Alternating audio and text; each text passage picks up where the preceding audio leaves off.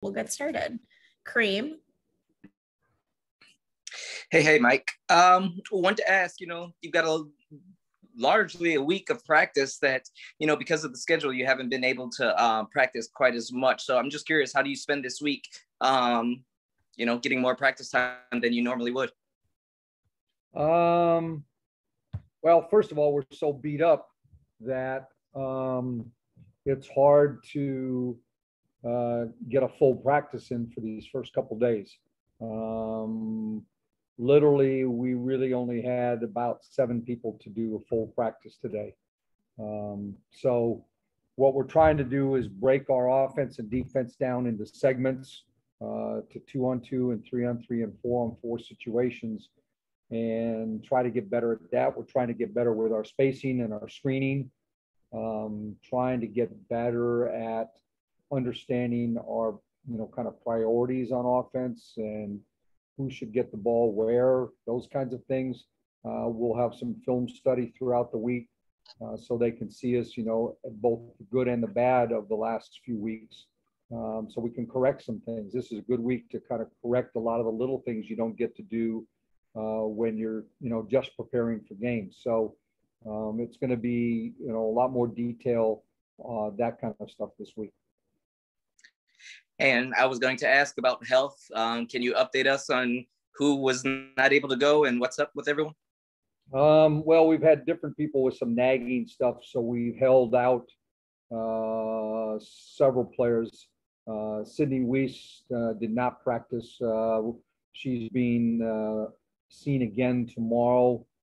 There's a chance that she will miss some time. I don't know what that means yet till we get the second opinion and a reread of the MRI. But we'll have more of a medical update on her probably by Wednesday. But there's a chance that she could miss a couple games or more. Others, Ariel and Tina and Kiera have been battling some injuries, and we held them out, most of practice. Tina did some, but we held her out for part of it. She got kicked in the calf the other day, and it's kind of swelled up, and so we've just, battling some stuff, and we're just being protective today. We'll have a practice tomorrow and take Wednesday off and just have it be shooting on Wednesday. So we'll see. What was Ariel's injury? I'm not getting into details on that. It's just some aggravation of some past stuff.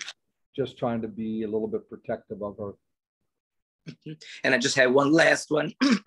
We haven't asked you about Elena probably in about a week. Can you just update where she is in her process? I'm assuming still no teamwork yet. No teamwork yet. I'm just there is no update. When she starts practicing with the group, then we'll be able to update you a little bit. But I don't see that in the near future.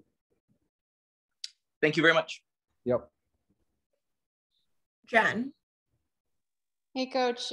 Just kind of following up on that line of questioning about the week. When do you flip the switch to Vegas, or how do you balance that scout when the time comes with, working on yourself this week? Yeah, we probably don't flip that till Thursday or Friday. Most teams you use a day to prepare for. There'll be stuff that we do throughout the week that, fits that game as well as others. Even today and talking about proper spacing and stuff, you're facing a team that's big and has a lot of post players, and reminding of our players, how we were successful against them in the past, making their bigs have to guard in space. But, specific their play sets and that, not till the end of the week. And then just wanted to ask you real quick, I know you briefly commented on it on Twitter yesterday, but about Dan Hughes' retirement and Noel Quinn getting promoted. Yeah, Dan has been a great representative of the W over the course of his time. I've enjoyed his company and being around him and talking to him about different things. He's a terrific coach. Has a lot of different experiences. I think he's going to be missed. Competing against him, particularly these last few years, that the rivalry between us and Seattle, as it became good, brought the best out of both teams. I talked to him briefly yesterday, just, he felt it was time. I'm happy for Noel. I know her. They've been excited about her progress as a coach. She got to coach last week when he was gone to his son's graduation, and she seemed comfortable.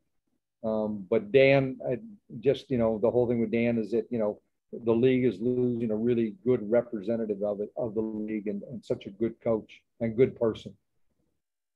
And then one more piece of news yesterday with the 3-on-3 team qualifying for the Olympics. Yeah. Know you got lots of connections there between Kara and Steph Dolson and your own. Olympics. Very excited for them. This was a new adventure, and there was no guarantee that they were going to qualify. We're in a situation where a lot of those countries have a lot more 3-on-3 experience. This is a little bit more new the last couple of years to the U.S. And, those 4 players and Kara did a great job. I wish the qualifying could have been earlier when it was supposed to be, but the pandemic kind of set that back. So those players were missing from their teams, but I think they'll represent the U.S. great this summer at the Olympics. I'm happy for them, excited for Kara. She did a terrific job, and it's been a lot of work for her to get this done. For a while, she was coaching both the men and the women, and it's taken a lot of her time and dedication to do it. Thanks, Coach. Christy. Hey, Coach. Just can you go in depth with what your conversation was like with Dan Hughes yesterday, and what kinds of things he was? No, I'm not going to go into depth with it. We're just good friends, and I called to make sure everything was good and how he was doing, and mainly was just we've loved competing against each other, and the mutual respect that we have. And just a really quick one on Tina Charles, just how well she's come out of the gates for you guys and how consistent she has been for the team. How important has that been for you, not just statistically, but just overall? Well, I mean, we would be in real trouble without Tina, with all the injuries we've had, people missing, and, particularly Elena's situation and Emma not being here. She has carried us offensively for great stretches of the game. And, she's playing at a really, really high level. She's been one of the dominant players in the league to start the season. And, it's been a great start for her. Now we just need to get her a little bit more consistent help around her. We need to make more shots. Thank you. Yep. I think that's it, Coach. Thank you. You bet. Thanks. Hey, Kiara, how are you? Good. How are you? Good. Just a quick question. First off, how are you feeling? It sounds Mike said you didn't practice today. Sounds like you're a little banged up. Yeah, I didn't practice today. I've been having a few little nagging injuries coming back from overseas, so we're just trying to get that taken care of while we got this time off.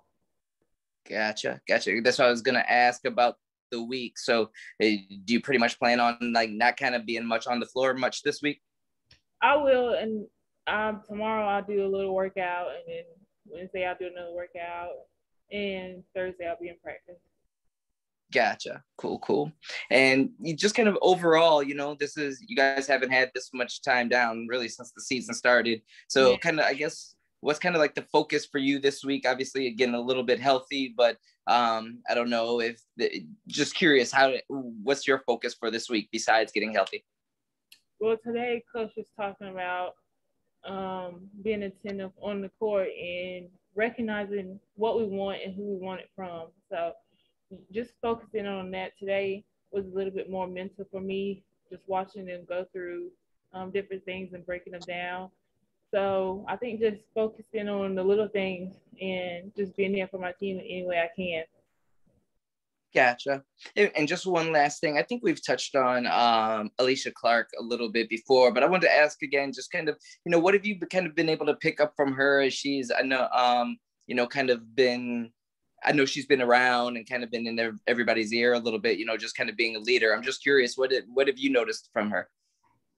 No, she brings a lot of knowledge to the game. She's definitely experienced, and I mean, every team that we play, she has something for us to focus on. Maybe it might be a player or a certain play, but she always has some extra detail to give us to help us out with the game plan. So she's been very helpful, especially with us playing the same position. She definitely helps with a lot of people that I might be matched up with. Cool. Thank you very much. Yeah. Jen. Hey, Kiara, how are you? I'm good. How are you? I'm good, thanks. Kind of the flip side of one of Kareem's questions. I'm just curious for you, thinking back to the first game you guys played this season, where do you see the biggest growth that the team's made? I think a lot of in a lot of the early games, the ball was being stuck on one side, and I think that we're getting everyone involved now and playing through each other. So I think it's flowing a lot better these last few games. And then I also just wanted to ask you real quick about social justice, because Tosh and Ariel talked to us last week after one of the games about the Justice in Policing Act, and just kind of curious, how discussions about social justice are going within the team and whether it feels similar or different to some of the conversations that you guys were having in the bubble last season. It's always a topic that going to need discussion. Hopefully one day it'll be a lot better than it is today. But yeah, Tosh and Ariel, we have a lot of big advocates on the team, and we're always just talking through things. What can we do differently? What can we, post on social media? What can we say? Who can we bring awareness to? Just so things can start moving in the right direction, slowly but surely. Have you guys talked about doing any of those shot clock violations like you did last year, or is that done?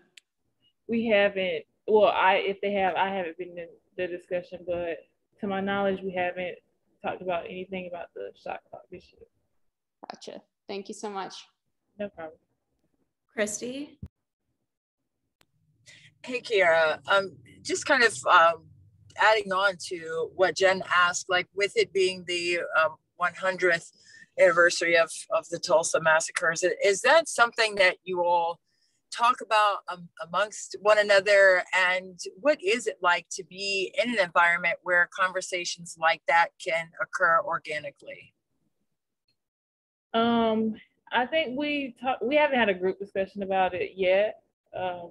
We, in little groups or whoever's in the locker room early that morning or whatever, we might, talk about it just briefly. But we know that Tosh is a big advocate for it. And she definitely, even if it's through social media, she's making sure that we get that information and know what's going on and how she's helping the situation, and definitely sharing her knowledge with us and showing us what we can do if we can post something, just little things in that way. We haven't had a big group discussion yet this far though. And just really quickly about what you all are going through this week in practice. Coach T said that you all will be kind of minimizing things going 1-on-1, 2-on-2, 3-on-3, 4-on-4, things like that, just to increase the spacing and understanding movements and rhythm with the team. How have you seen that benefiting the team right now, just to kind of boil things down to the basics this week before you play again? Like I spoke on a little bit before, just having intentions on the floor and where we need to get the ball. So a lot of teams are scouting us. They know we want to get the ball to Tina. So maybe someone on the wing or Tosh, just putting her in a situation to maybe draw more defenders to get someone else an open shot. Just little things like that, because we know that they're going to double, triple team her.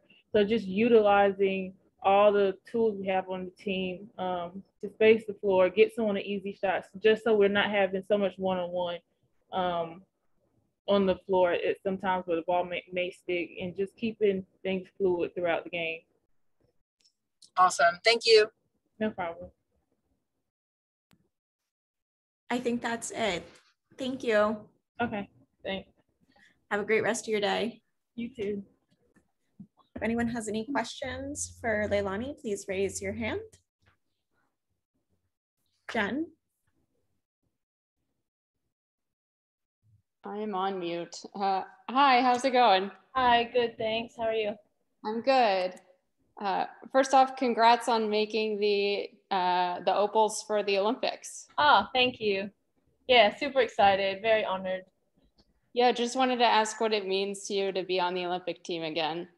Yeah, it means a lot. Obviously, I am a dual citizen, so I was born and raised in America, but my mom was born and raised in Australia. And when she passed in 2009, I always wanted to move to Australia because that's just something she always wanted for us kids. And I did that, and of course, fell in love with Australia. Got my passport and tried to be a part of the team. So from 2014 was when I first started playing with the Opals. It's just a great honor, because I feel like not only am I representing myself and my family, but it's just something that I am very proud of because I know that my mom always wanted me to be in Australia, and I know that she'd be super proud as well. That's awesome. Have you talked with Coach Brondello, or do you have any, do you know yet what your schedule is going to look like, or if you might miss any time, or is the Olympic break? I might possibly have to miss one game, our last game before the Olympic break. I don't know if they've announced exactly what's happening, but we will have some scrimmage games and some practices here in the States. So the rest of the Opals team will come over and we'll all meet up and have some scrimmage games against other countries that will be here as well. So yeah, obviously with so many of us playing in WNBA, I think there's 6 of us that are part of the Opals. It's hard, it's just hard to go into the Olympics without having very many trainings because also a lot of people play in Europe when we're not here in America. So we're at a bit of a disadvantage compared to European teams because, they're all over there playing right now and prepping for the Eurobasket that's about to take place next month. So yeah, USA and Australia, it's a bit hard for us because we have so many players in the WNBA and we don't get a lot of practice with each other, but we'll have a solid 2 weeks, I think, leading up to the Olympics. So we've just got to take good advantage of that. And then just wanted to ask you real quick, I know that some women, including Serena Williams, have spoken out about, not being able to bring their kids to Tokyo and how that might affect their decision to play. And I know you've obviously been apart from your son while playing in the WNBA, so maybe it's different for you, but just curious to get your thoughts on that situation and if that will change anything for you. Yeah, I mean, obviously it's devastating not being able to have my family here as well right now. That was my favorite thing about the lockdown, or why I didn't mind the whole lockdowns during 2020, is because I just got to be home and be a full-time mom, which is something that I absolutely love doing. It's my most important job and the thing that brings me the most joy. So it's hard to be away every single day. It's a struggle, but thank goodness for technology and FaceTime, and then obviously hearing the news that no international fans were going to be able to come. It kind of hits you, it's like, oh, is it going to be worth it? Is it even going to feel the same? It obviously, going to the Olympics is like every athlete's dream, right? And to be able to share that with your family and your friends and the people you love, it just makes it that much more special. So the fact that they're not going to be able to be there, all the athletes are in the same boat, and it's devastating, but at the same time, like I said, it's such a big honor, and it's always been a goal of mine to play in the Olympics, and the fact that the last Olympics we didn't medal is very hard and something we still talk about as a group with the Opals. So we're eager to get out there on the court and try to get some revenge for the last Olympics. And then last question, and I'll let others jump in, but just wanted to ask how you're doing being apart from your family and how that's going for you. Yeah, it's hard. Honestly, it's really hard. Just like I said, we have FaceTime and things like that, and he is actually doing a lot better. His name's Cash, so he's doing a lot better this year than last year when I left. But it was just early this morning because of the time change. Michaela had sent me a video of him like brushing his teeth, and then he was talking and saying, you know, that his eyes were red, and she's like, why are your eyes red? And he said, oh, because my eyes were crying. And she's like, well, why are your eyes crying? He said, oh, I miss mom, which is what he calls me. He calls me mommy and her mummy. So he just randomly cries at times, which obviously breaks your heart, but kids are resilient, and I know it's hard on him just as hard as it is on me, but you know, we'll get through it, and I can't wait to the day where we're reunited. Thanks, Leilani. I appreciate you sharing all that. No worries. Christy? Hey, Leilani. First of all, from mom to mom, my heart goes out to you and the sacrifices you're making for the love of the game. I understand that full on, and I'm almost in tears here listening to you describe what that feels like, because I get it. But with regards to the Mystics this week, having this time to get yourselves rested, number one, but also just get the wrinkles out, if you will, in terms of spacing. And Coach T was talking about breaking things down to 2-on-2, 3-on-3, 4-on-4 even. How do you like that? And I know players really want to just playing, but coaches want to break it down. So I've been both, so I understand it. But as an experienced player now with a lot of time under your belt, what do you see as the biggest importance of breaking things down that way during this week where you have the time to do it?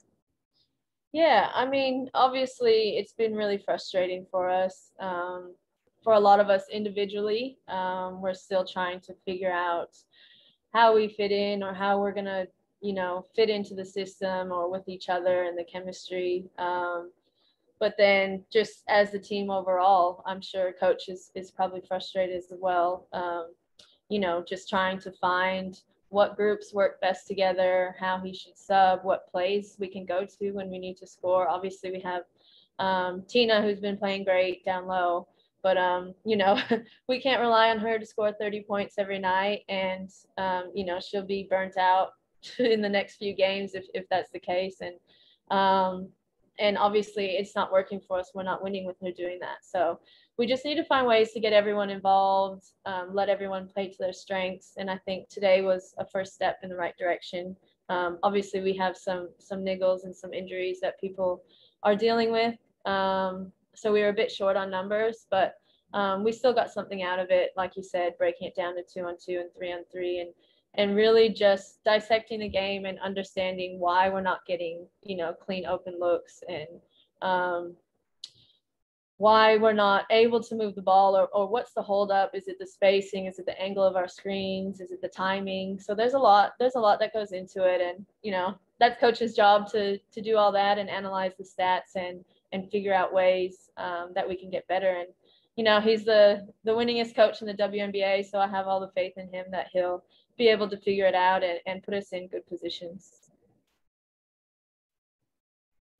Absolutely. Thank you so much. I think that's it, Leilani. Thank you. Great. Thank you, guys.